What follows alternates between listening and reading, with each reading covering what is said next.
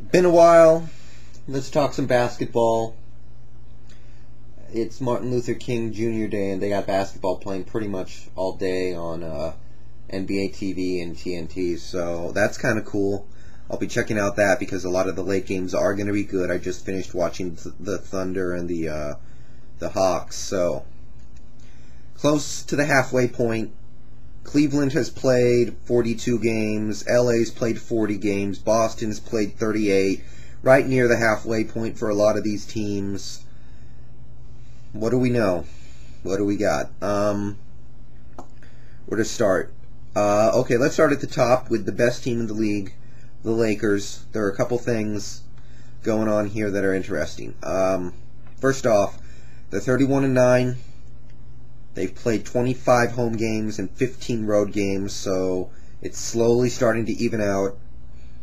It's still pretty lopsided, though, so I'm not sure what we're going to get out of them in the second half, but I'll tell you, this first half for them has been riddled with assorted injuries. So while they will be playing more road games in the second half, and they will be playing possibly tougher competition, it would be surprising if they had more injuries than they did in this first half. You know, Pau Gasol missed close to half the game so far. Bynum missed a couple games, but, you know, that wasn't a big deal. Obviously, the whole Bryant thing, which is difficult because for a long time he was playing great with the bad finger, and then he hurt his back, and he could barely walk against Dallas and still hit the game-winning shot. So I don't know with that. Ron Artest banged his head. I can't remember exactly what happened, but Artest got hurt. Walton got hurt, and I think before the season started. And I like Luke Walton, so I look at that injury and I think to myself that is problematic. You may disagree, but I like Luke Walton. So we're going to see a Laker team that's going to face some stiffer competition in the second half, maybe, but at the same time, they're not going to have the injury issues that they had in the first half. So watch out for that. We all know how nigh unbeatable this team seems when they have Pau Gasol out there. So that's that. And I want to talk about this Chris Bosh, Andrew Bynum thing. I am terrified. Because if this trade goes through, they're getting the better player. Chris Bosh is a better player than Bynum. Bynum does some things better. He protects the rim better. He's more of a true center, whereas Bosh is obviously a power forward who kind of has to play center because of Bargnani.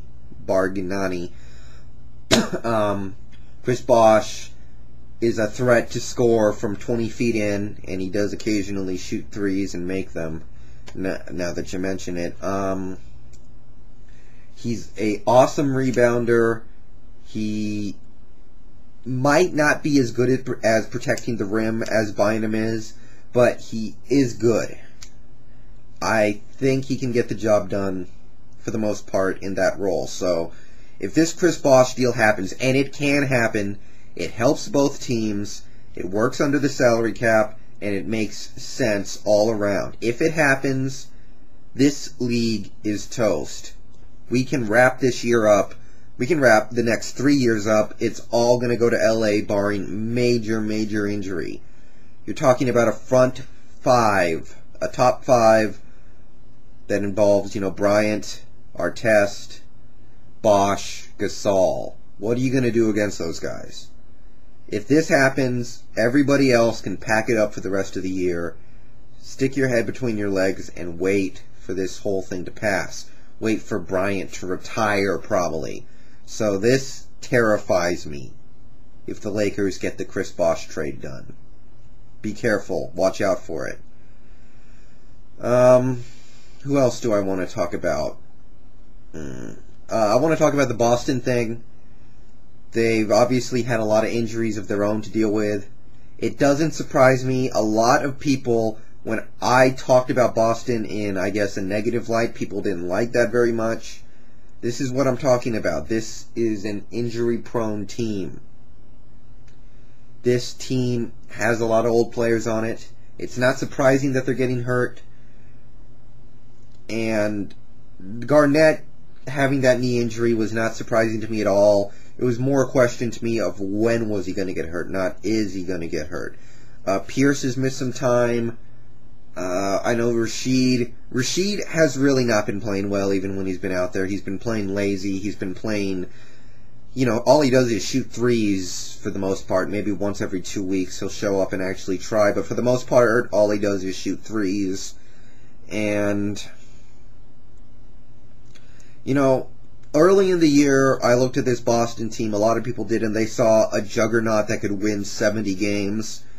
And that's already way out the window. They're going to fall well short of 70 wins. And, now we see them lose to teams like the Bulls and the Hawks, teams that you would expect them to be able to take care of, especially at home. And at home, they're only 11-6. So something's not quite right there. And Rondo just can't carry them. He's not that kind of scorer. So I took a lot of heat for being a little down on Boston, but it's slowly happening where you can see that the injuries are taking their toll. The age is an issue, and